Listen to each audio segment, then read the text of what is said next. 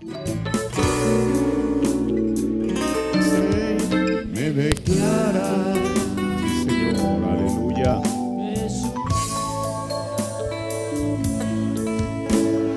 Sí, mi Dios. Padre, hay una representación tuya en nuestro corazón, Señor. Hay una simiente que ha sido vivificada, Señor, al escuchar tu voz, Señor. Porque tú dijiste que tus ovejas oyen tu voz y te siguen, Padre. Nosotros escuchamos la voz de tu palabra y hemos decidido seguirte, Señor. Oh Dios, y nuestra decisión no es hasta que las cosas dejen de ir bien para ir mal, Señor. Nuestra decisión es, Señor, hasta la misma eternidad, Señor. Padre, en esta mañana te pido, Señor, que tú te dignes, Padre, a traer tu palabra a tu pueblo, Señor. Porque aquí están tus heredades, Señor. Aquí está esta porción de tu novia, Señor. Padre, que vienen, oh Dios, con un solo propósito, Padre celestial, y es de ser alimentadas con tu palabra, Señor. En esta mañana yo te ruego que tú nos lleves a pastos verdes, mi Dios, y que, Padre celestial, podamos ser ovejas robustas, Señor Jesús, no flacas ni débiles, Señor. Padre, teniendo, oh Dios, alimentándonos de la sana doctrina, Señor. Padre, estoy en tus manos. Yo también te pido que tú me ayudes y que me uses como un instrumento para tu servicio, Señor, como un vaso de honra, Señor Jesús, para beneficio de tu pueblo, Padre. Mi Dios, danos tu palabra, en ti esperamos, en el nombre del Señor Jesucristo. Amén. Dios bendiga a cada uno de ustedes. Bienvenidos a la casa del Señor. Vamos a tomar nuestras escrituras en el libro de los Efesios, el capítulo 1, verso 13. Bienvenidos todos a la casa del Señor en el nombre de nuestro Señor Jesucristo. Efesios 1, 13 y 14. En el cual esperasteis también vosotros en oyendo la palabra de verdad, el evangelio de vuestra salud, en el cual también desde que creísteis fuisteis bautizados con el Espíritu Santo de la promesa, que es las arras de nuestra herencia para la redención de la posesión adquirida, para alabanza de su gloria. Amén. Tome su asiento. Continuamos en esta mañana con este tema que hemos titulado Reclamando nuestra posesión adquirida. Este es el sermón número 13 y bueno, espero llevarlo hasta donde el Señor me permita, pensando siempre, mire, hoy en día lo que hace esto tan maravilloso es, bueno, tenemos la Biblia, que eso es lo mejor que Dios nos pudo haber dado, su palabra, pero también tenemos la revelación de la Biblia. Y bueno, a la hora de estas cosas queremos el tratar de engranar una cosa con la otra, porque la Biblia no contradice al mensaje ni el mensaje contradice a la Biblia. Ambos son la misma cosa porque fueron inspirados por la misma fuente, la cual es el Espíritu Santo. Y bueno, en esta mañana quiero continuar. Yo no sé hasta dónde el Señor nos lleve en esta enseñanza, pero al menos quiero que ustedes pues tengan la certeza de lo que se requiere, no solamente para el nuevo nacimiento, sino realmente para llegar a la eternidad. El profeta de Dios en una ocasión dice que él duró tan solo 2 años hablando sobre el libro de Apocalipsis. Y en otra ocasión estaba en el libro de Job, y resulta que hablaba y hablaba de Job en las cenizas, hasta que una hermana quizás se exasperó y le dijo: hermano Branham, ¿cuándo va a sacar a Job de las cenizas? Aquella serie se estaba alargando. Pero bueno, yo creo que en esta mañana yo no espero, o yo no sé, solamente Dios sabe, durar 2 años con esto que estamos hablando, pero al menos sí quiero tener la certeza de que estamos tomando todo o la mayoría de lo que la Biblia y el profeta dice para esto. Porque mire, estamos viviendo en una edad distinta. Esta ya no es la edad pentecostal, esta es la edad de la palabra. Y el mensaje vino a instruirnos para decirnos cómo llegar a la vida eterna. Y a la vida eterna no va a llegar usted por accidente. Dice: yo no pensaba llegar al rapto, pero bueno, aquí estoy. Claro que no, va a llegar porque la persona se ha preparado. ¿Se ha preparado con qué? Con la palabra de Dios. De otra manera, la que se hubiera ido en el rapto era la edad pentecostal. Si ellos todo lo que requirieran era lo que la edad pentecostal tenía, ellos hubieran sido los que se hubieran ido en el rapto. Sin embargo, no, porque Dios tenía reservado lo mejor para este tiempo. Ahora, estábamos hablando acerca de los tipos que la Biblia nos habla respecto a Ruth. Y usted sabe, los tipos son perfectos. Los tipos no fallan, la sombra nunca va a mentir. Por eso si estudiamos los tipos tendremos la certeza de saber qué es lo que el Señor quiere para nosotros hoy en día.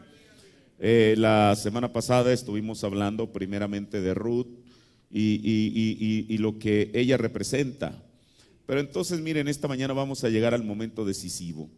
Porque todos sabemos cuando tanto Ruth como Orfa quedaron viudas y Noemí desde luego, entonces se tenía que hacer una decisión. Y bueno, sabemos que el profeta nos dijo que Noemí representa a la iglesia ortodoxa judía. No iba a ser Ruth, no iba a ser Orfa la que le iba a mostrar el camino, tenía que ser aquella, el ayo, aquella que les iba a guiar o que iba a guiar posteriormente. Entonces mire, cuando acaeció aquella aparente desgracia, pero sabe una cosa, todo obra para bien para aquellos que aman a Dios. Aquello que bueno, era una cosa terrible lo que había sucedido, sin embargo el Señor permitió que así fuera, porque Él sabía y nadie más a través de las edades lo sabía, solamente en esta edad sabemos que eso estaba representando hoy en día algo para esta edad. Entonces mire, cuando Noemí, bueno, ella escucha que en Belén, la casa del pan de Dios, ya había pan, entonces ella tuvo que tomar una decisión, pero el asunto es que ahora tenía dos nueras que estaban con ella.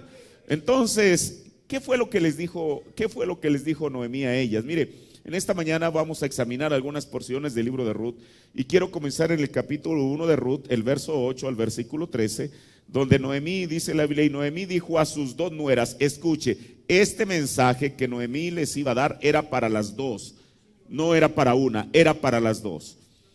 Les dijo, andad, volveos cada una a casa de su madre. Jehová haga con vosotras misericordia como la habéis hecho con los muertos y conmigo.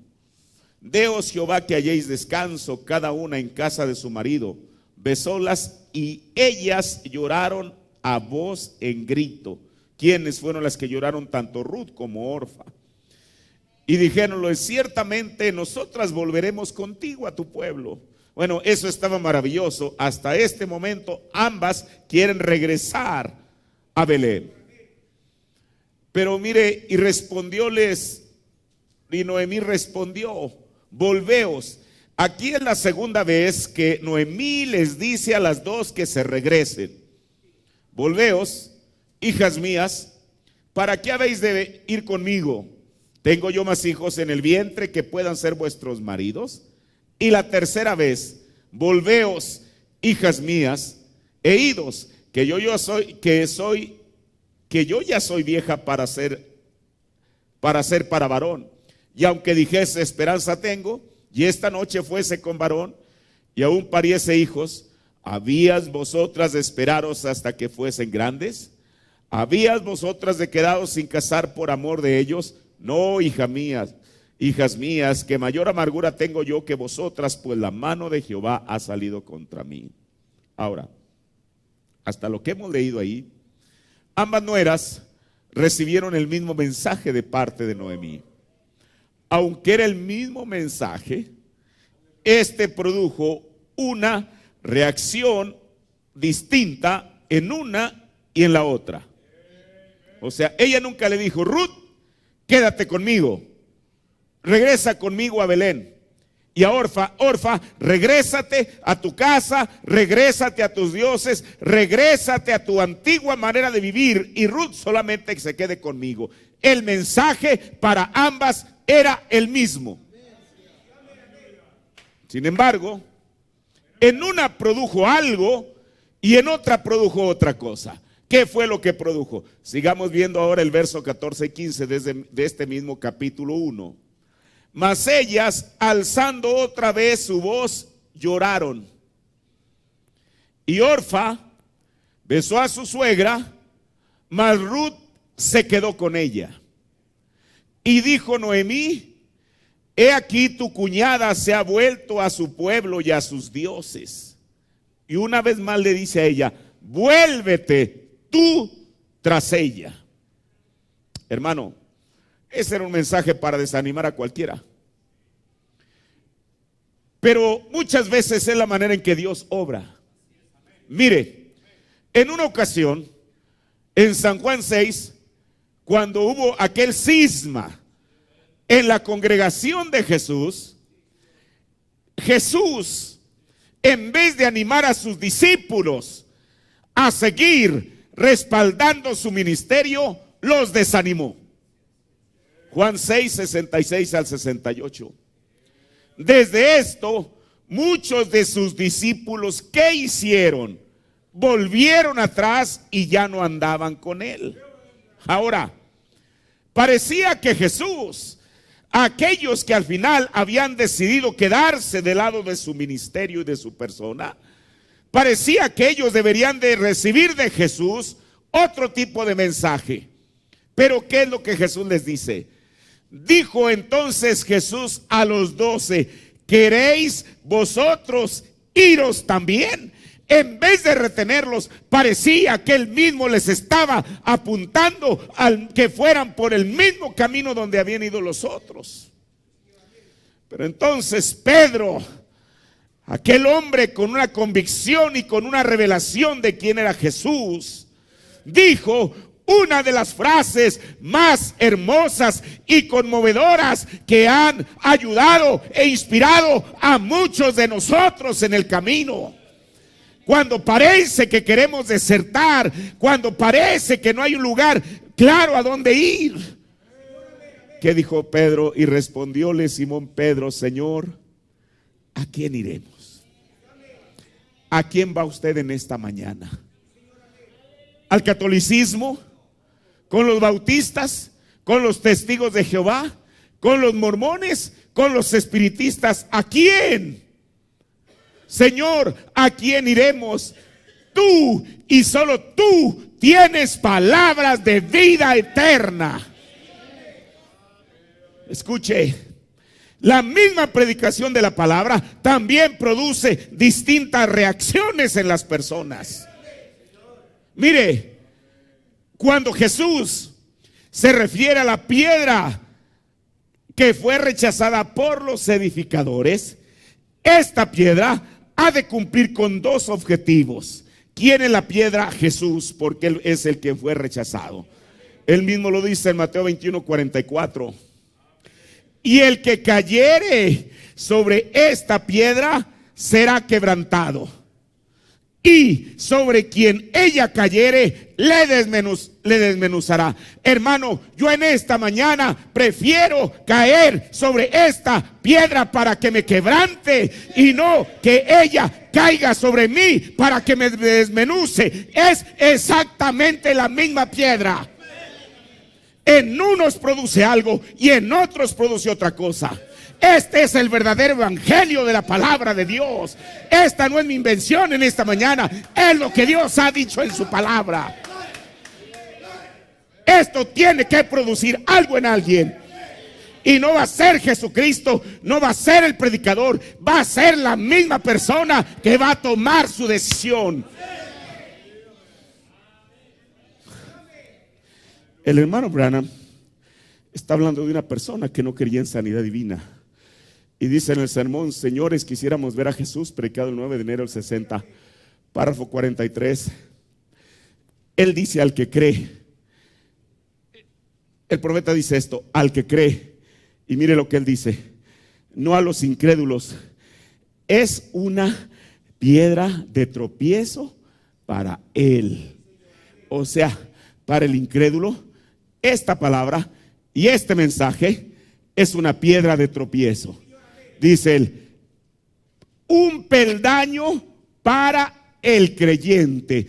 ¿Qué es un peldaño? Es un escalón que lo va a llevar más arriba. Entonces, esta palabra para el incrédulo va a ser una piedra de tropiezo, y para el creyente va a ser un peldaño, va a ser un escalón que lo va a llevar más cerca de Cristo.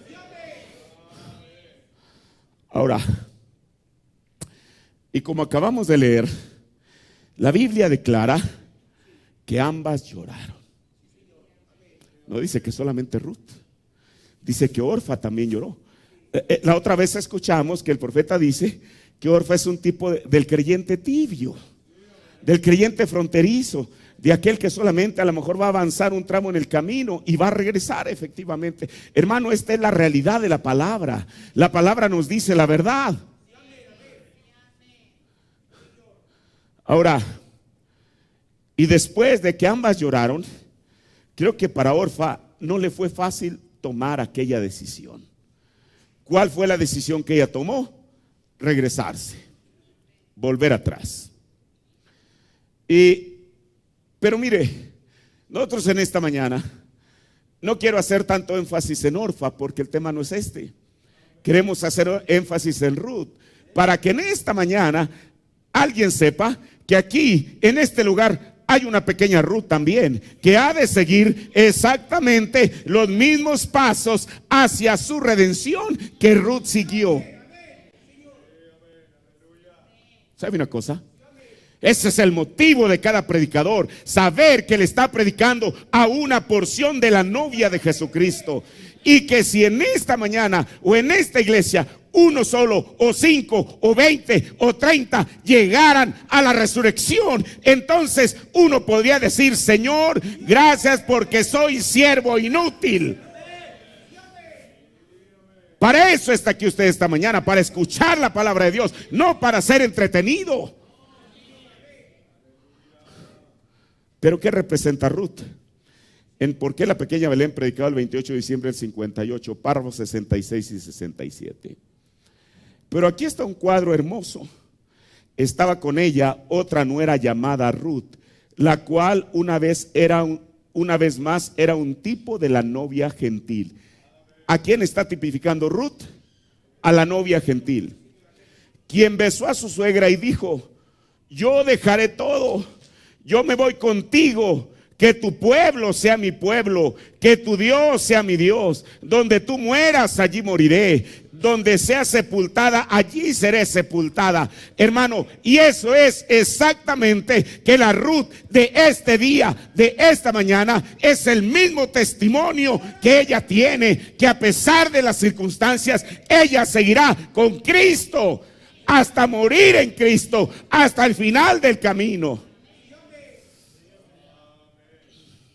La cual, una vez más, era un tipo de la novia gentil, quien besó a su suegra y dijo: yo dejaré todo, yo me voy contigo, que tu pueblo sea mi pueblo, que tu Dios sea mi Dios. Donde tú mueras, allí moriré. Donde seas sepultada, allí seré sepultada. Eso es lo que Dios quiere. No es aquello fronterizo a la mitad del camino, pero un rendimiento absoluto y completo al reino de Dios. Ella la besó.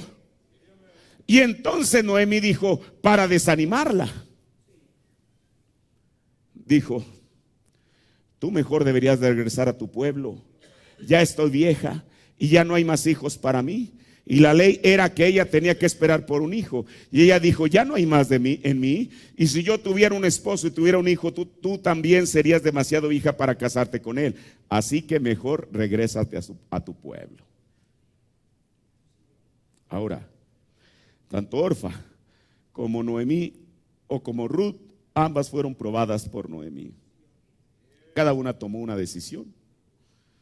Y sabe una cosa, de Orfa nunca más en la Biblia se vuelve a saber nada, si no es porque uno lee los versículos que la mencionan.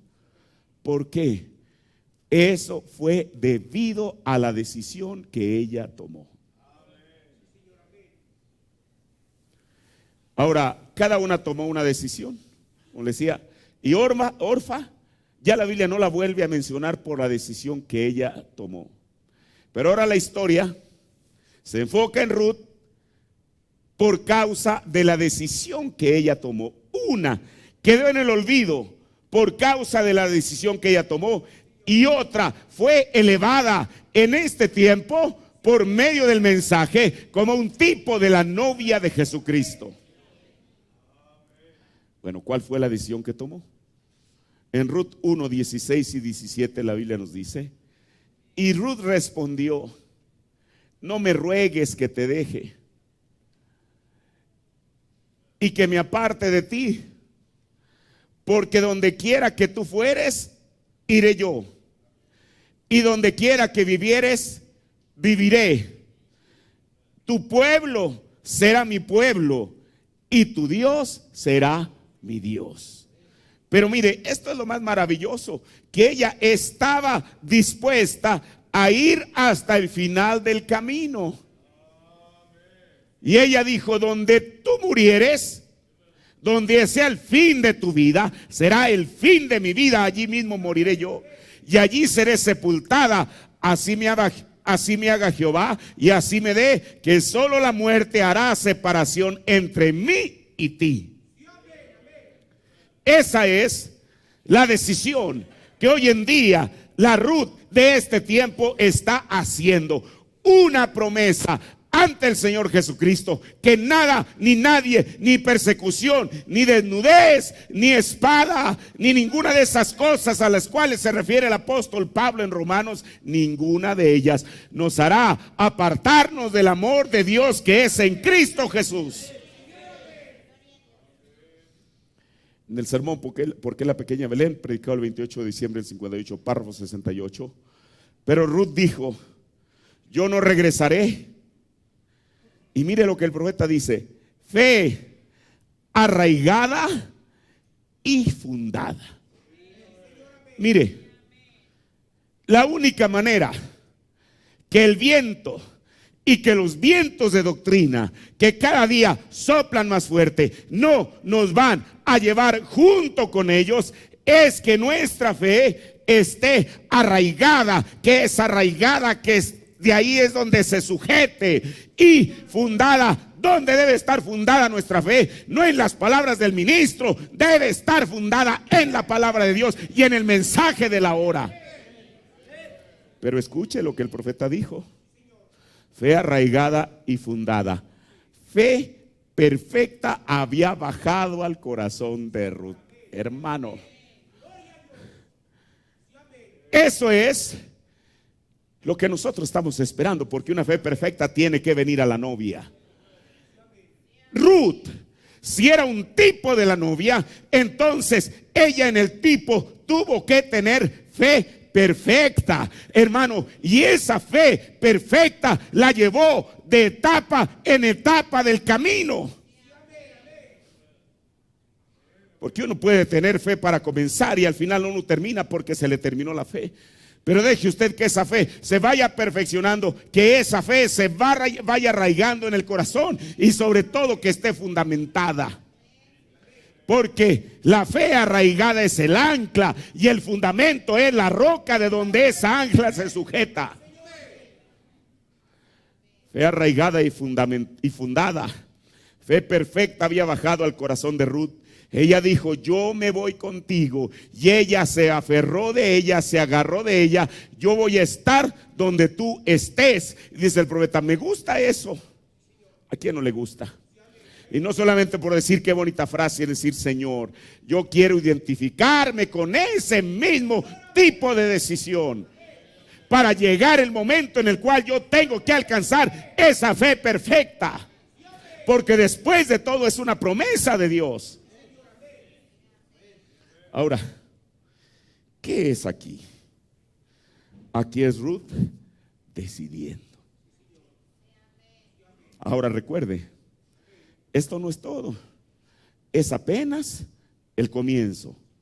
Pero Ruth hizo la decisión correcta. El profeta de Dios nos dice en Apocalipsis capítulo 5, parte 2, párrafo 105, y luego de ahí vamos al 107 y 108. Dice: ahora fíjense en esto ahora. Ruth decidiendo, ella tenía que tomar una decisión si ella iba a decidir ir allá o no.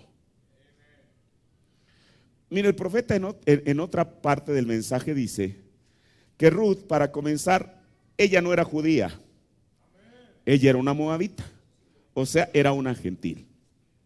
Los judíos, por el concepto que ellos tenían de sí mismos, si a un samaritano no lo toleraban, mucho menos a una gentil. Y estoy diciendo esto no por justificar lo que le voy a decir, pero el profeta dice que cuando Ruth llegó entre ese pueblo que era extraño para ella, porque ella nunca había estado entre el pueblo judío, los judíos no la miraban bien. Ahora mire, con esto no estoy diciendo que nosotros no tengamos que mirar bien a aquellos que recién llegan, al contrario. Hermano, porque si la gente viene hastiada del mundo, del engaño, la falsedad, la hipocresía, el fingimiento, la pretensión y que venga y encuentre lo mismo en nosotros? Tiene que encontrar algo distinto. Mire, como yo le he dicho, y esa es la experiencia mía, yo creo que la de cualquiera, cuando recién la primera vez que asistimos a una iglesia del mensaje, la primera vez no entendimos absolutamente nada. Y Dios no nos estaba exigiendo que entendiésemos a la primera vez, pero hubo una atmósfera que ahí se cernía, que se sentía, que nos hizo regresar una y otra vez, hasta que nuestro destino fue cumplido, que es quedarnos. Ahora el profeta dice, ahora fíjese en esto, ahora Ruth residiendo, ella tenía que tomar una decisión, si ella iba a decidir ir allá o no. Ella tenía que tomar una decisión. Ahora, de esa manera, tiene que hacer todo creyente. ¿Quién? Usted y yo. Ustedes tienen que dejar los antiguos lugares que frecuentaban.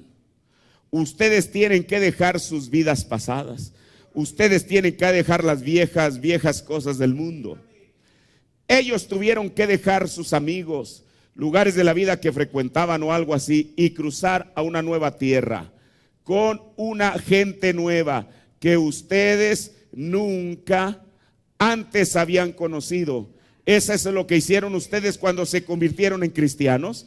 Ustedes dejaron el salón de billar, ustedes dejaron los clubes nocturnos, ustedes tuvieron que venir y entrar entre un montón de gente que se miraba como que tenía espasmos. Ellos temblaban y se sacudían y lloraban y sacudían sus cabezas y brincaban de arriba abajo, y pues era un grupo de locos para ustedes. Así que ustedes tuvieron que tomar una decisión, si ustedes irían o no, y eso es correcto. Y ustedes sabían que cuando lo hicieran, su propia gente se iba a burlar de ustedes, lo que ustedes habían dejado. ¿Es correcto eso? Eso es automáticamente. Ustedes debieran esperar eso para comenzar, porque de esa manera es.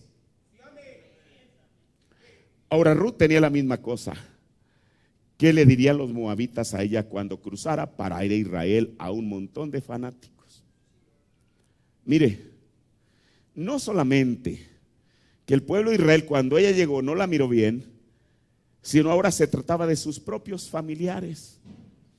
Porque la Biblia no dice que ella se trajo a su mamá, a sus hermanos y los tuvo a quien haya sido. Fue una decisión individual. Y dice el profeta, ¿qué le dirían los moabitas cuando ella cruza para ir a Israel a un montón de fanáticos? Ven, ella tenía que tomar una decisión. Ella tenía que decidir. Y ustedes tienen que decidir. Y finalmente, cuando ella tomó su posesión, ella entró a la nueva tierra. Pero todo comenzó como con una primera decisión que ella hizo. Ahora, aquella decisión en el camino de Ruth, en la jornada de Ruth, representaba algo. En el sermón Apocalipsis capítulo 5 parte 2, predicado el 18 de junio del 61, párrafos 109 y 100 al 111. Ahora, eso es justificación. ¿Qué representaba cuando Ruth hizo su decisión de seguir a Noemí? ¿Qué representaba? Justificación. ¿Es correcto eso? Ahora observen esta iglesia. Oh, es perfecto. Ustedes saben como nosotros, ¿cuántos escucharon la simiente de Abraham cuando yo prediqué sobre eso? Como la justificación, santificación y bautismo del Espíritu Santo. Ahora vean si esto es correcto o no. Hermano, porque hay un camino que recorrer. Por eso yo les decía al principio, aquí nadie va a llegar por un atajo. Y tampoco vamos a experimentar con cosas nuevas. Tenemos la palabra. La palabra nos ha trazado el camino.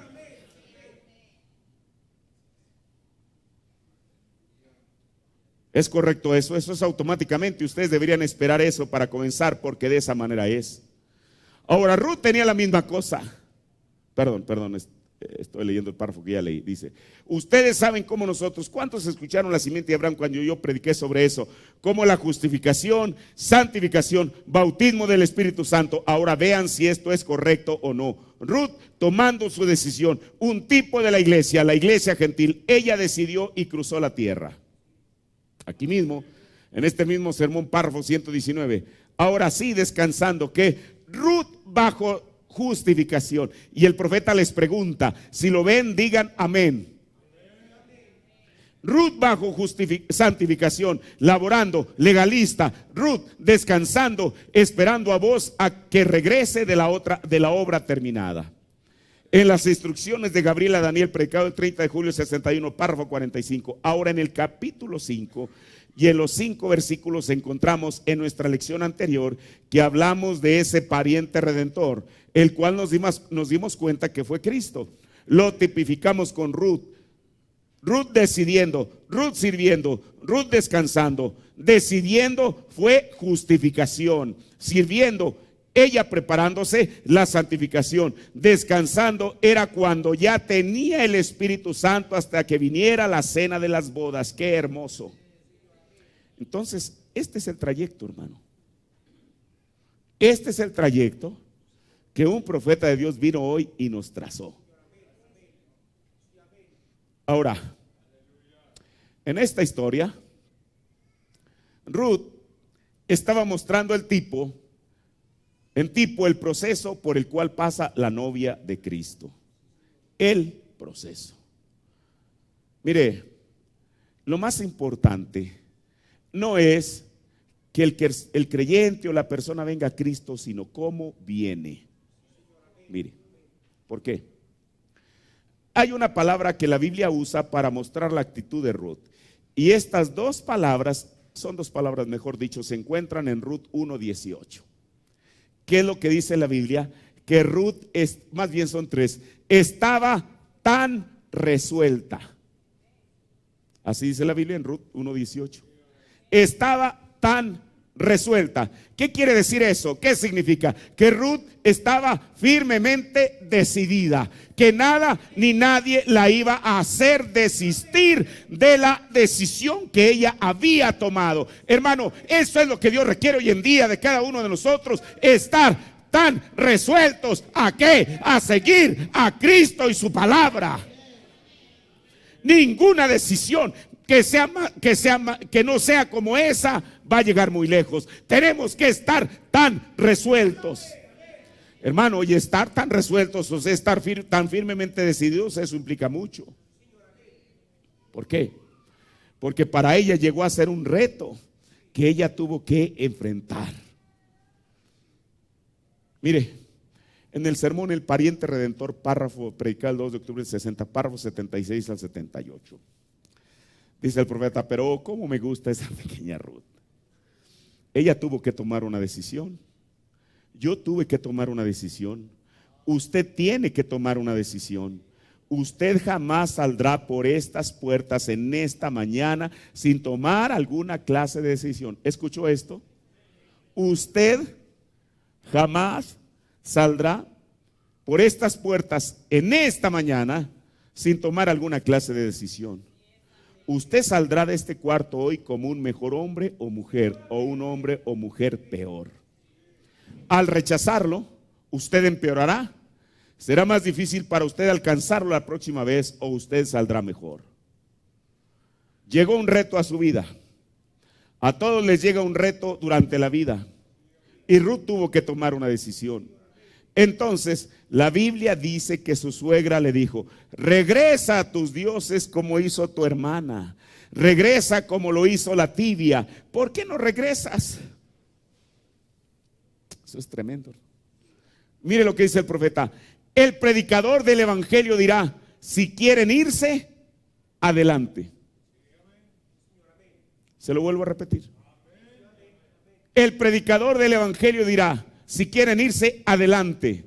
El verdadero predicador sincero que le dirá a las personas, tomen ustedes su decisión, pónganse de pie. Un tibio e indeciso e inconstante no dirá eso, pero un verdadero siervo de Dios lo pondrá sobre su regazo. Tome su decisión. Ahora, fue a partir de esa actitud en su decisión que Noemí, fue hasta que Ruth estaba tan resuelta. Cuando Noemí la vio, fue cuando Ruth o Noemí paró de disuadirla.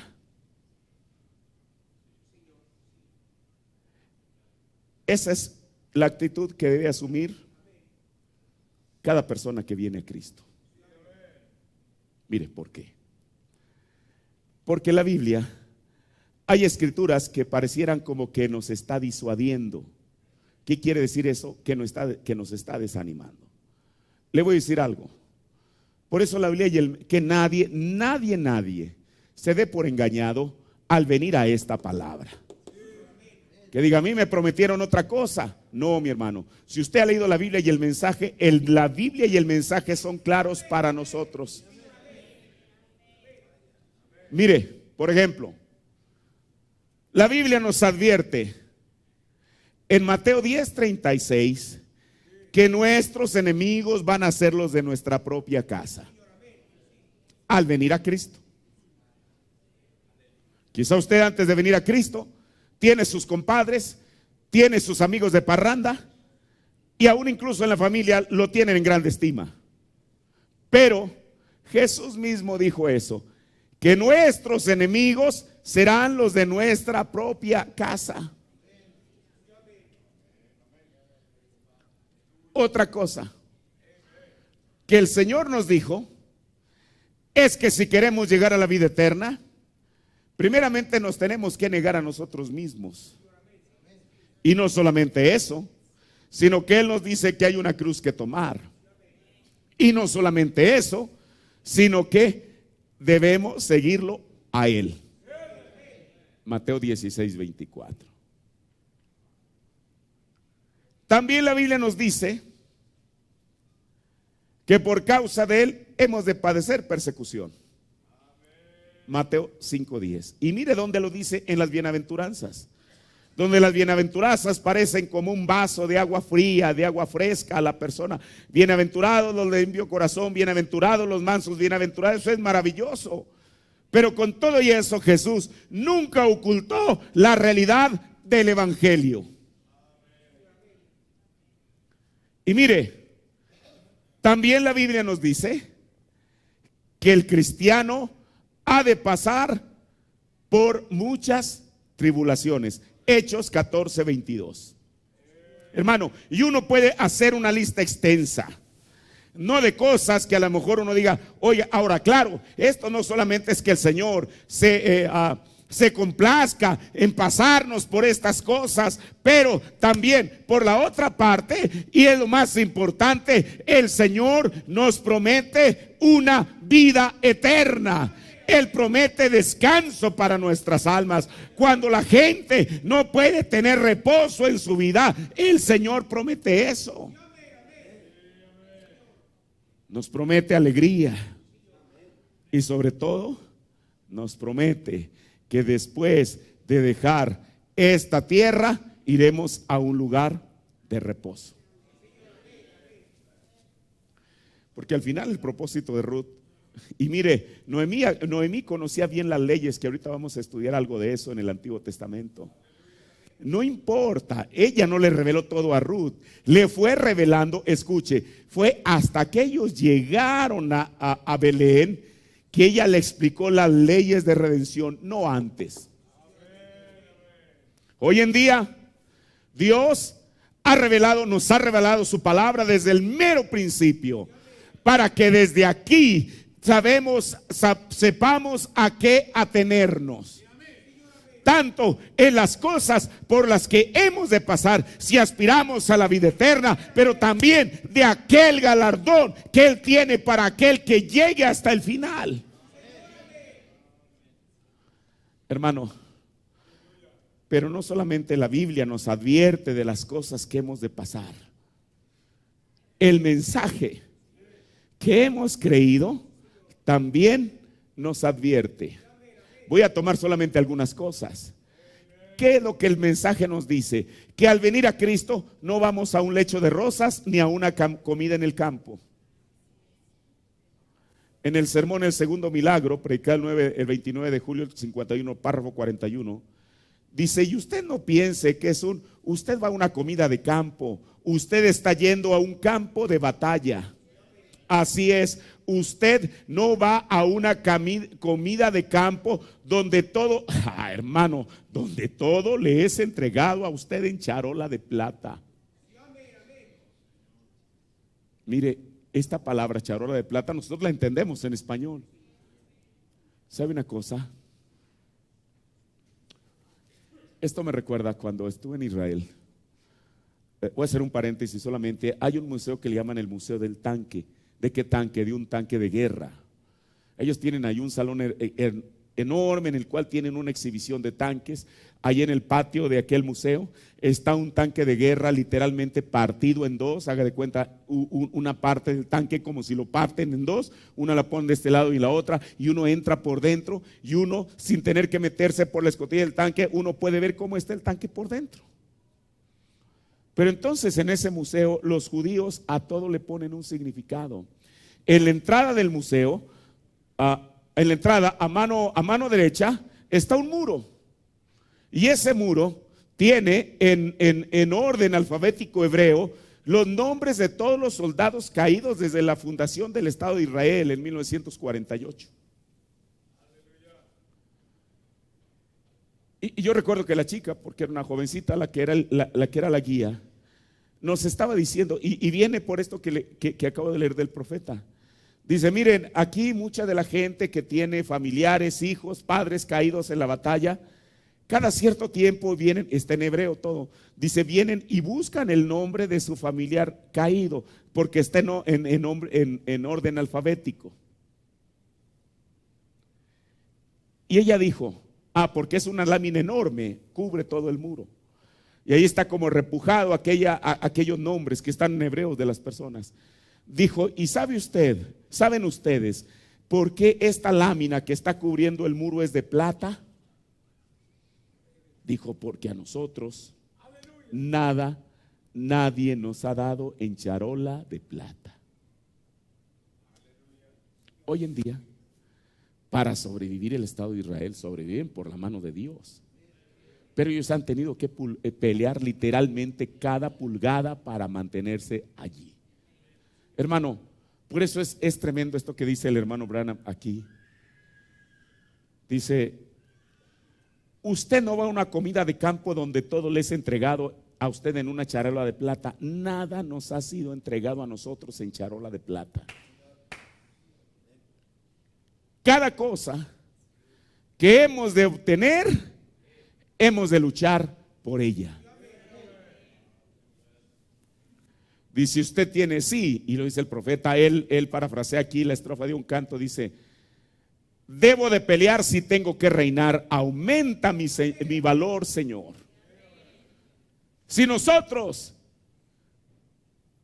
o sea, tomando en el orden que el profeta lo dice, debemos de pelear si tenemos que reinar, Señor, aumenta nuestro valor, a no quedar tirados en el camino, sino llegar hasta el fin con el mismo testimonio que Pablo tenía al final de su camino. También se nos ha dicho que tenemos que pelear cada pulgada del camino. El profeta de Dios en las bodas del Cordero, predicado el 6 de enero en enero del 62, en el párrafo 60 dice, Dios tiene sublime gracia para salvarlo a usted. Amén. Dios tiene sublime gracia para salvarlo a usted. Y Él lo hará. Pero usted peleará cada pulgada del camino. Gracia no es charola de plata. Tenemos sublime gracia para salvarnos. Y esa gracia nos lo va a hacer. Pero el profeta dice, con todo y eso, usted peleará cada pulgada de su camino. También el profeta nos dijo que estamos peleando la más grande batalla jamás peleada. Pablo, cuando terminó su testimonio, él dijo, yo he peleado la buena batalla. Y él había llegado, quizá como él mismo lo dijo en otra parte, con heridas de batalla, con cicatrices en su cuerpo, pero al final había llegado victorioso diciendo, sí, peleé la buena batalla, he terminado la carrera y he guardado la fe. o en el orden que lo haya puesto. Pero nosotros hoy en día no solamente estamos peleando la buena batalla, sino que estamos peleando la más grande batalla jamás peleada. Ahora, ¿por qué el profeta la dimensionó a decir la más grande batalla? Porque él dijo que en el siglo XX fueron vaciados 200 millones de demonios extras a los que de por sí el mundo ya tenía. Bueno, eso es lo que el profeta dice, dice lo que la Biblia dice. Y precisamente en la más grande batalla jamás peleada, en el párrafo 400, dice el profeta de Dios: ven su ataque, o sea, el ataque del diablo. Miren, escuchen bien, terminando con esto. Su ataque es que hacer descreer la palabra de Dios. Porque en esta batalla, en esta mañana esa es la batalla. Si es que hacemos que la palabra de Dios baje de nuestra mente a nuestro corazón. Porque si la dejamos en la mente, Jesús, cuando habló acerca de la parábola del sembrador, dijo que la que cayó en el campo, vinieron las aves de los cielos y se la llevaron. Pero como el profeta de Dios dijo, usted no puede evitar que las aves vuelen sobre su cabeza, pero sí puede evitar que hagan nido sobre ella. Nosotros no podemos evitar que algún razonamiento pueda venir a nuestra vida y decir: eso será cierto, será cierta la palabra de Dios, será cierto lo que un profeta dice. Claro, muchas veces han venido a mi mente también, pero uno nunca debe permitir que eso se anide en el corazón. Por eso dice el profeta de Dios, sigue diciendo, allí lo tienen.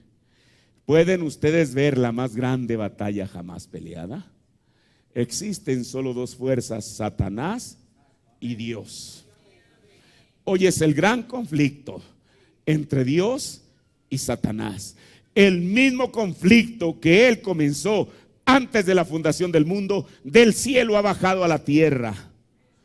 Por eso, si usted nota, del tamaño de la lucha es el tamaño de la recompensa. Quiero decirle, y voy a decir respetuosamente delante de mi Dios, Dios no es un Dios mezquino,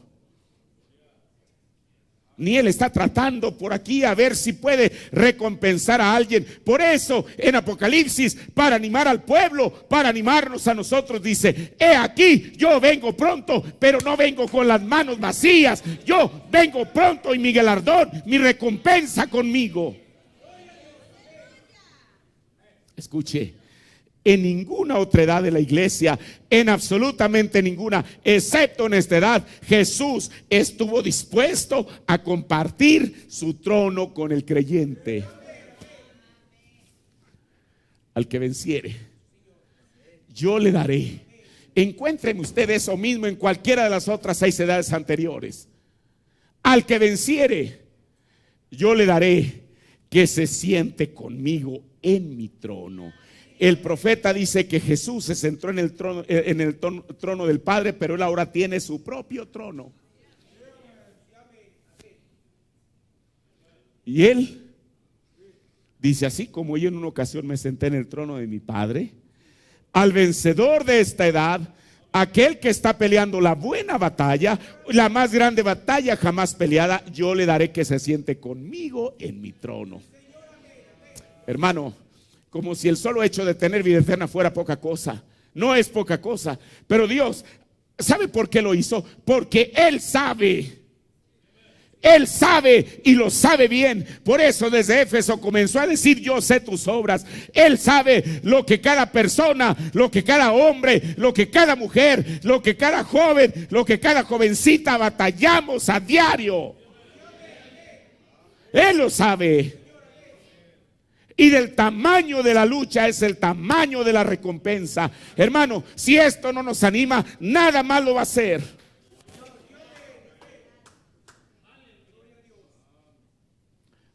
Pero por si esto fuera poco, el Señor también nos advirtió que viene un aprieto sobre la novia. Y sabe una cosa, ese va a ser el cernimiento. ¿Sabe lo que es cernir? Va a ser el cernimiento final. ¿Sabe por qué? Hoy en día, nadie, al menos aquí en México, hay países donde sí, máxime donde predomina la religión musulmana, nadie lo lleva a usted a la pira y lo atan a ese poste y lo rodean con leña verde y le prenden fuego para hacerlo renunciar de su profesión cristiana. ¿A alguien le han hecho eso? A nadie, hasta el día de hoy. Hoy en día, hermano, uno es muy habilidoso para encontrar pretextos para no servir al Señor. Hermano, ¿qué será de ese día? ¿Qué será? ¿Sabe una cosa? Porque el Señor tiene detectada, Satanás tiene detectada a cada persona. El Señor conoce a los suyos, desde luego, dice la Biblia. Así que no hay escondite cuando venga esto en el cual la persona se pueda refugiar. Mire, y el profeta lo puso como un tipo de hoy en día. Cuando vino la adoración forzada, no fue voluntaria, fue forzada de el rey Nabucodonosor para que adoraran la imagen del profeta Daniel. Eso es lo que dice la Biblia. Usted dice, ¿cómo dice la Biblia que era Daniel? Mire, porque la Biblia declara precisamente en el libro de Daniel que Nabucodonosor le puso a Daniel, él fue el que le cambió el nombre de Belsasar como el nombre de su Dios. Así dice la Biblia en el libro de Daniel. Y entonces él hizo una convocación para que todos vinieran a adorar esa estatua. Hermanos, si eran 2 millones de judíos, aparte de la gente misma de Babilonia, 3 personas que contaban. Aparentemente, yo me imagino la inmensidad de aquel valle donde hicieron aquella estatua. Entre millones, 3 personas que se quedaron de pie, ¿qué significaban para la inmensa multitud? Aparentemente nada. 3 insignificantes jóvenes. Total, la mayoría ya está adorando a la estatua. Sin embargo, Satanás no falló en ir a apuntarles. Miren, ahí están esos 3. Esos 3. El profeta dijo que así como entró la dispensación gentil con la adoración a un hombre santo, de esa manera saldrá. Por eso el profeta nos dice en Hebreos capítulo 4, predicado el 1 de septiembre del 57, párrafo 104. La gente que siga la columna de fuego, no que siga al pastor, no que siga a alguna otra cosa. La gente que siga la columna de fuego verdaderamente sufrirá un tiempo difícil. Por eso el profeta nos dijo que cuando venga la apretura es cuando se va a manifestar el tercer jalón. Por eso, hermano, uno no trate de buscar luces brillantes para decir yo lo tengo y yo hice esto. Hermano, yo creo que el mundo ya nos ha mostrado suficientes imitaciones. Pero el profeta de Dios dijo, William Branham dijo, que cuando venga la apretura, lo dice en el mensaje, ¿qué? Apartando la mirada hacia Jesús. Cuando venga la apretura, entonces que miremos a ese tercer jalón. Por eso el tercer jalón no es algo para entretener a la gente. El tercer jalón es una promesa para la novia de Jesucristo. La gente que siga la columna de fuego verdaderamente sufrirá un tiempo difícil. Que Dios me ayude en ese tiempo. Que Dios nos ayude en ese tiempo. Porque entonces, ahí, cada quien mostrará sus colores. Así que, hermano, si usted lo tiene viniendo a esta iglesia, cualquier otro motivo, cualquiera que sea, que no sea servir a Cristo, es mejor que se asegure. Porque cuando venga, por eso el profeta usó la palabra squeeze, que es aprieto, es como, mire, si yo tuviera esto como una franela llena de agua, hacerle esto, para escurrirle toda el agua. Eso es lo que Satanás tiene dentro de su plan. Tomar la iglesia, y exprimirla. Y lo que ha de salir de aquí va a salir, pero lo que se ha de quedar, se ha de quedar. Hermano, por eso efectivamente es tan precioso lo que dijo el profeta de Dios en las edades de la iglesia. Fe suprema dará la gracia suprema para la hora suprema. Pero es mejor asegurarnos cuáles son los motivos que nos tienen a nosotros sirviendo a Cristo. Así que imagínense, ya vimos lo que la Biblia nos dice. No solamente tiene promesas, sino también nos encara con cosas que son reales. Ya hemos visto solo algunas cosas de la Biblia. Hemos visto solamente algunas cosas del mensaje. Pero si estamos tan resueltamente o tan resueltos a seguir a Jesucristo, con todo y eso y más, no nos hará desistir. Por eso a mí me encanta esa palabra. Ruth estaba tan resueltamente que aún si Noemí por todo el camino le hubiera dicho: regrésate, regrésate, regrésate, nunca se hubiera regresado. Hermano, ciertamente la palabra de Dios nos dice, pero cuando Dios ve que el creyente está tan resueltamente decidido a seguirlo, entonces Él le revela su palabra en su corazón para animarlo a seguir hasta el fin del camino. Ahora Ruth había hecho una decisión genuina, la cual la justificó. Imagínese usted, esto apenas es justificación. Y es allí donde la persona entra al proceso de redención. Porque mire, lo más maravilloso es que este mensaje nos dijo que nosotros no estamos aquí solo para ser miembros de iglesia. Debemos ser miembros de iglesia, desde luego, pero ese no es el final. Estamos aquí para ser redimidos. Ahora, si había una necesidad de que Ruth fuera redimida, primero tenía que haber un redentor. Si no, ¿de qué le serviría el que quisiera ser redimida si no hay un redentor para redimirla? Y la Biblia, pero Dios ya le había provisto a Ruth un redentor. Hermano, esto es maravilloso. Yo le pregunto, ¿cree usted que cuando Ruth estaba en su propia patria, estando en los campos de Moab, Dios ya le había provisto un redentor? Desde luego que sí. Usted y yo, cuando estábamos en el mundo, sin querer saber nada del Señor, el Señor ya nos había provisto un redentor.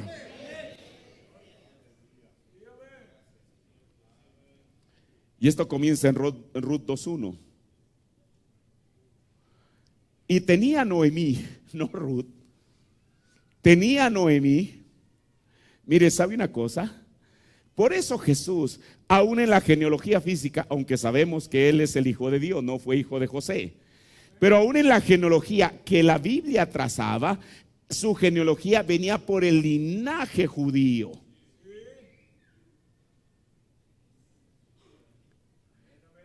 Este pariente del cual nos habla la Biblia aquí en Ruth 2:1, no era pariente de Ruth, era pariente de Noemí. Bueno, eso es lo que dice la Biblia. Y tenía Noemí un pariente de su marido, o sea, de su difunto esposo, había un pariente. Y este pariente no era cualquier cosa, dice la Biblia que era varón poderoso de hecho. Varón poderoso y de hecho, de la familia de Elimelech, el cual se llamaba Boz.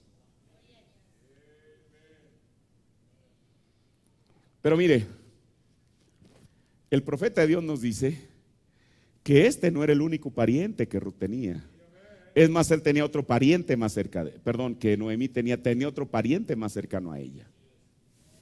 Y vamos a ir a Ruth, el capítulo 4, versos del 1 al 6. Y Boz, este mismo, del cual la Biblia ya nos dice en Ruth 2:1 que era pariente del marido de Noemí. Y Boz subió a la puerta y sentóse allí. Y he aquí pasaba aquel pariente del cual había vos hablado. Y díjole, mire, a mí me gusta cómo la Biblia es tan perfecta. Le dice, hey fulano, ni siquiera menciona su nombre. Hey fulano, ven acá y siéntate. Y él vino y sentóse. Entonces él tomó 10 varones de los ancianos de la ciudad y dijo, sentaos aquí. Y ellos se sentaron. Y luego dijo al pariente, Noemí, que ha vuelto del campo de Moab, vende una parte de las tierras que tuvo nuestro hermano Elimelec. Y yo decidí hacértelo saber y decirte que la tomes delante de los que están aquí sentados y delante de los ancianos de mi pueblo. Si hubieres de redimir, redime, y si no quisieres redimir, decláramelo para que yo lo sepa, porque no hay otro que redima sino tú, y yo después de ti. Esto quiere decir que este era más cercano. Digo, solamente hay dos que la pueden redimir. Tú primero, y si no eres tú, entonces sigo yo. Y él respondió, yo redimiré. Pero aquí hay una cosa. Entonces replicó vos, el mismo día que tomares las tierras de manos de Noemí, has de tomar también a Ruth Moabita. O sea, aquel redentor no solamente había de redimir a Noemí, la iglesia judía, sino también a Ruth, la novia gentil. El mismo día que tomare las tierras de manos de Noemí, has de tomar también a Ruth Moabita, mujer del difunto, para que suscites el nombre del muerto sobre su posición. ¿Y sabe cuando le dijeron eso qué dijo este fulano? Y respondió el pariente, no puedo redimir por mi parte, porque echaría a perder mi heredad. Redime tú usando de mi derecho, porque yo no podré redimir. Se hizo a un lado el fulano. ¿A quién representa este fulano? Qué cosa. En el pariente redentor, párrafo 177, y luego de ahí voy al 183. El que seguía en la parábola, que tenía la opción a, mire qué cosa. El que seguía en la parábola, que tenía opción a usted, era el diablo, porque usted había nacido, porque usted había pecado. Pero ¿sabe una cosa? La Biblia dice, cuando habla en Isaías, cuando habla cómo caíste del cielo, hijo de la mañana. Y si usted sigue leyendo, la Biblia dice, a quien, ¿cómo dice? Ayúdeme. No abrió sus puertas, no abrió sus prisiones. ¿A quién? Espéreme. Ay, mire, se me olvida esta parte. Permítame. Déjame si lo encuentro en Isaías 14. Ok. Que a sus presos. Estoy leyendo Isaías 14, 17. Quien a sus presos nunca abrió la cárcel. Hermano, Satanás nunca podrá liberar a nadie ni de los vicios ni del pecado. Si él tiene a alguien en esa prisión, ahí lo va a mantener hasta que se muera. Por eso, ¿cómo es posible que la gente esté buscando auxilio en los magos, en los hechiceros, en la santa muerte? Santa entre comillas, de santa no tiene nada, porque al final va a ir a parar al lago de fuego. ¿Cómo es posible que la gente busque auxilio en eso cuando Satanás nunca a sus presos los liberó? Jesús dijo que si Satanás echa fuera a Satán, su reino está partido en dos. Y escuche, pero no solamente eso, aún en la quinta dimensión, la persona que entra allí, él le abre la puerta para que entre, pero nunca le abre la puerta para que salga. ¿Es verdad? Están en prisiones oscuras. Por eso dice el profeta, y usted le pertenecía a él primero, porque usted era por usted ser de su propiedad. Porque usted nació en pecado, fue formado en iniquidad, vino al mundo hablando mentiras y él no podía redimirlo. ¿Ven? Él no podía redimirlo, así que Cristo vino y llegó a ser hombre para despojarnos de nuestros pecados, para redimirlo. ¿Lo ven ustedes? Y el otro hombre no podía hacerlo. El diablo no podía morir por los pecados porque él era el mismo pervertidor que hizo el pecado. ¿Ven? Él no podía. Él dañaría su heredad y el otro individuo, y Satanás dañaría la suya, porque él es un diablo. Él no podía venir a ser otro diablo para quitar al diablo, al primer diablo. Él no podía venir a hacer pecado por cuanto él ya era pecado. No obstante, Cristo, no teniendo pecado, se hizo pecador. Él podía redimirnos, aleluya, somos redimidos. Significa ser traído de nuevo. Nosotros estamos redimidos. Párrafo 183. ¿Qué hizo Jesús para cumplirlo? Él dio un testimonio público, pues Satanás no podía morir por pecados porque él era el pecador. Él es el padre del pecado. Pero Jesús, el inocente del cielo, el Dios del cielo, quien no tenía que morir, bajó y dio testimonio público al morir, siendo levantado entre los cielos y la tierra. Un testimonio público. Lo despojaron a él de sus vestidos y colgó entre los cielos y la tierra en vergüenza, y murió una muerte pecaminosa y vergonzosa para redimirnos a nosotros. Un testimonio público. Entonces, después de que a ese pariente más cercano se le dio la opción, redímelos tú, ¿qué fue lo que hizo? Yo no puedo. Entonces ahora, legalmente, le correspondía al otro pariente, el cual era Jesucristo, el tomar el papel para redimirnos. Pero mire, Dios en todo tiene un orden. Aún en la redención, Dios estableció una ley. Por eso la persona no puede ser redimida nomás porque sí. Tiene que venir bajo las leyes de redención. Le voy a leer lo que el profeta dice en la brecha entre las 7 edades de la iglesia y los 7 sellos, predicado el 17 de marzo del 63, párrafo 121. Pero la ley requería un redentor, y se encuentra en Levítico 25. Ya nos lleva el profeta a ver cuál es la ley de redención. Y esto está en Levítico 25. ¿Qué dice la Biblia en Levítico 25? Cuando tu hermano empobreciere y vendiere algo de su posesión, vendrá el rescatador. La Biblia dice su cercano. Mire, aquí la Biblia que el profeta lee dice, vendrá el rescatador, su pariente.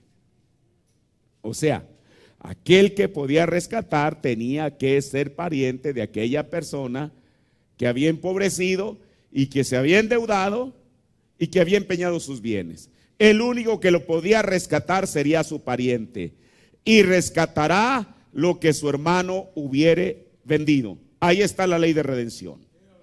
Ahora, esto hablaba en tipo de nuestro pariente redentor. El profeta dice en este mismo sermón, párrafo 126. Noten, la ley requería un pariente redentor. La ley requería un pariente redentor, redimir alguna cosa perdida. La gracia cumplió con este requisito en la persona de Jesucristo. Un pariente tenía que nacer de linaje humano. Mire, esto es la cosa maravillosa. Porque para que Él fuera nuestro pariente, Él no podía venir como el Dios Espíritu.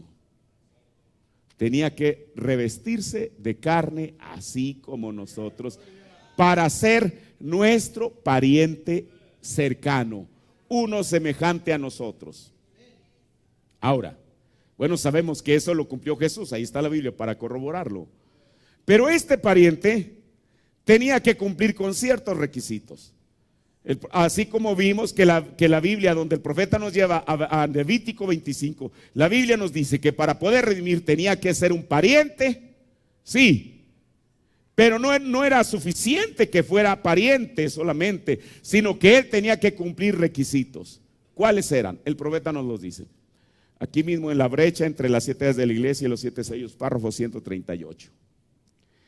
En la Biblia, en el libro de Ruth, a medida que lo lean se darán cuenta que tal persona era llamada Goel, G-O-E-L, Goel, y el profeta lo letrea, G-O-E-L.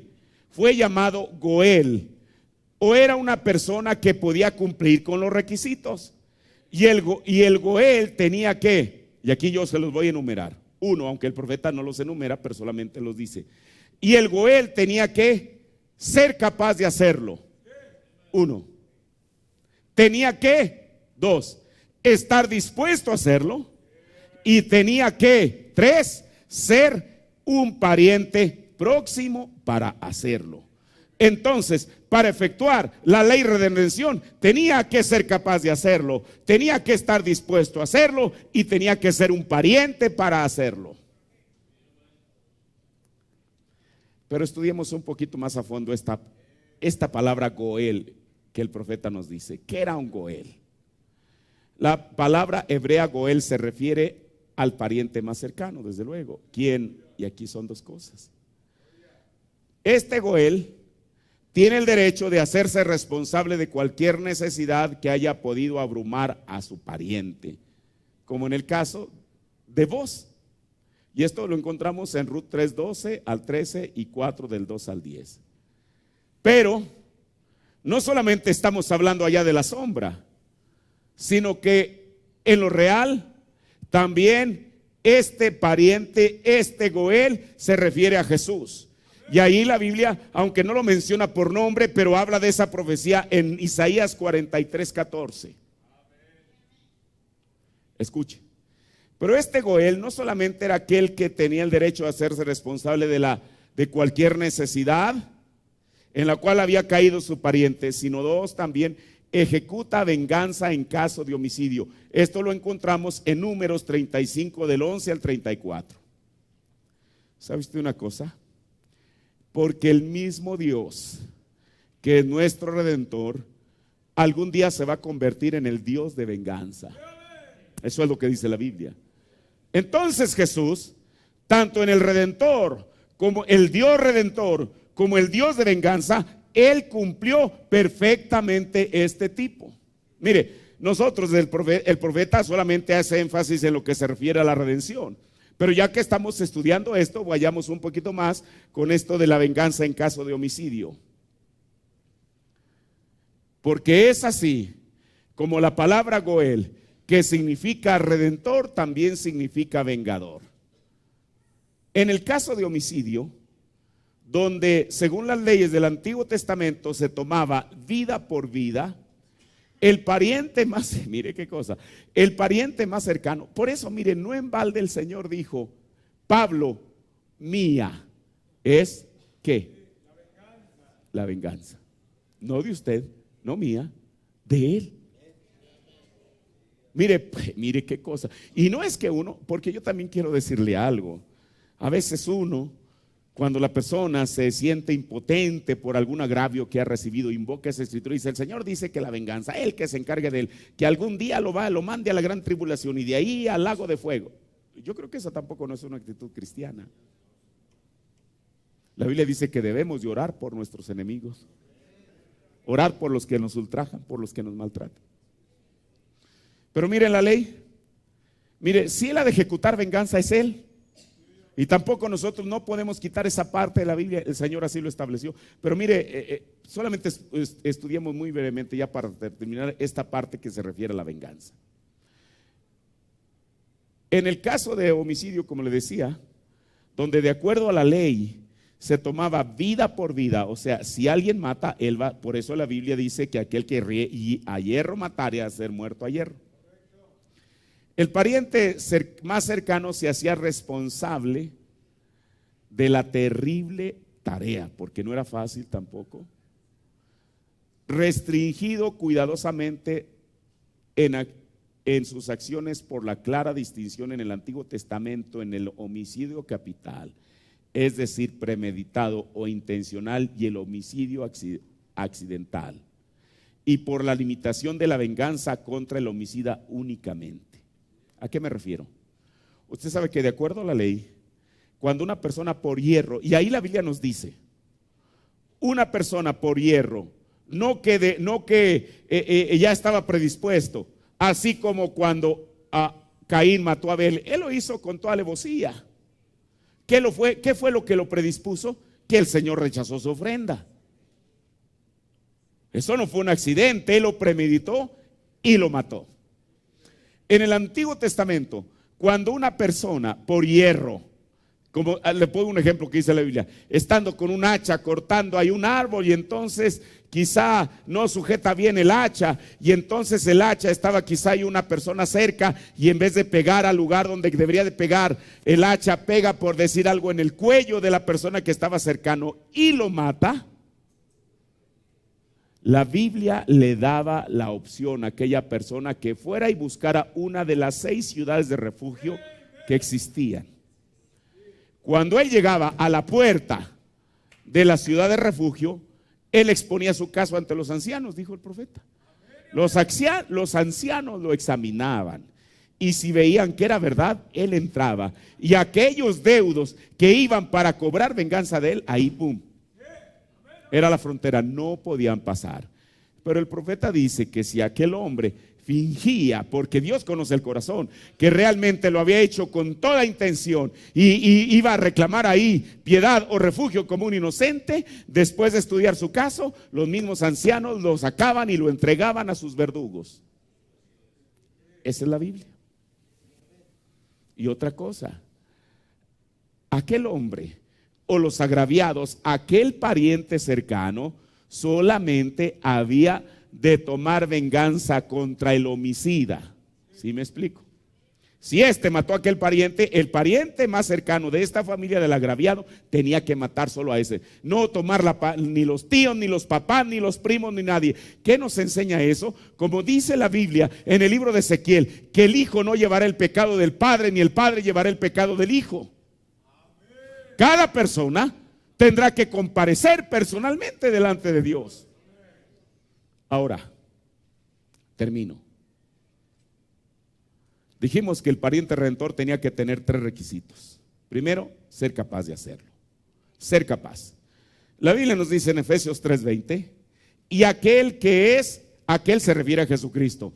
Mire, nuestra Biblia en español dice, aquel que es poderoso para hacer todas las cosas. La Biblia que el profeta usa dice, aquel que es capaz de hacer todas las cosas mucho más abundante de lo que pedimos o entendemos por la potencia que obra en nosotros. O sea, Efesios 2:20 nos dice, y aquel que es capaz. ¿Quién es este que es capaz? Jesucristo. Segundo, estar dispuesto. En Santiago el capítulo 1 verso 18, la Biblia dice, Él, ¿quién? Jesucristo, de su voluntad, o sea, estuvo dispuesto, de su voluntad nos ha entregado por la palabra de verdad para que seamos primicias de sus criaturas. Y tercero y último, ser pariente próximo, o sea, el más cercano. En Hebreos 2:14 dice, así que por cuanto los hijos, ¿quiénes son los hijos? Nosotros.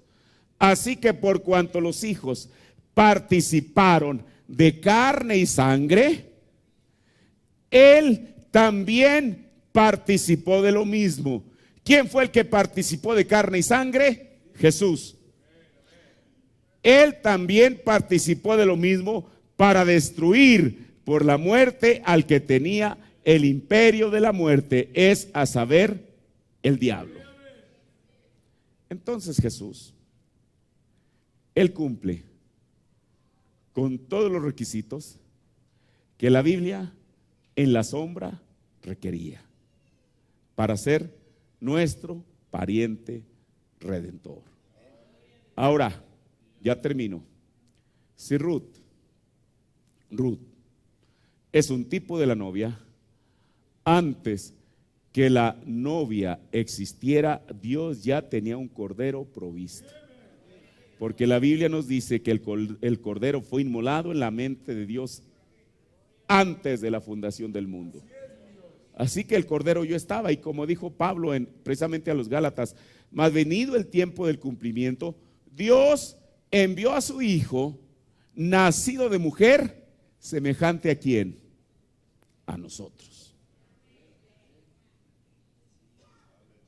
Entonces, Jesús, para poder ser nuestro pariente, tenía que ser el más cercano. Y para ser más cercano, tenía que ser semejante a nosotros. Y cumplir con estos requisitos, lo cual vemos en la Biblia que Él los cumplió para que pueda ser el pariente redentor correcto. ¿Sabe usted por qué? Porque Dios en este tiempo tendría una Ruth también, que necesitaba ser redimida. Aquella Ruth que Él vio en su mente desde antes de la fundación del mundo. Hermano, pero eso comenzó con un primer paso. ¿Cuál fue el primer paso de Ruth? Hacer una decisión. A donde tú vayas, yo iré. Y como dice ese camino, por el camino solo y triste yo te seguiré, Señor. Entonces, a eso es a lo que el Señor, póngase de pie, a eso es a lo que el Señor nos ha llamado, a seguirle a Él por todo el camino conforme a lo que Él nos ha señalado en su palabra. Padre, te agradezco en esta mañana, Señor, el que tú nos has permitido, Señor. Quizá algunos ya las hemos escuchado, quizá alguien no, Señor, pero en esta mañana nos has permitido ver, Señor Jesús, a través de tu palabra y de tu palabra revelada, el mensaje, Señor, los pasos hacia la redención, Señor.